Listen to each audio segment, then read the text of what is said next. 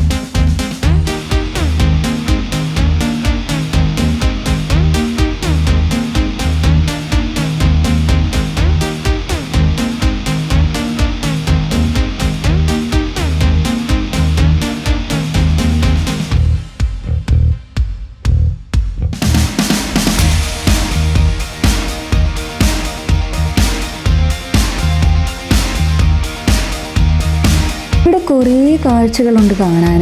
ഇത് നേരിട്ട് തന്നെ വന്ന് കാണണം. ഒരു കൗതുകം തോന്നും ഇതൊക്കെ കാണുമ്പം. അവതാർ വേൾഡ്, ടണൽ അക്വേറിയം, നല്ല രസമാണ് ഇതൊക്കെ കാണാൻ. പിന്നെ നമ്മൾ ഇവിടുന്ന് കുറച്ച് സാധനങ്ങളൊക്കെ മേടിച്ച് കഴിക്കാൻ വേണ്ടി ഒരു ബജ്ജിയും മേടിച്ചു.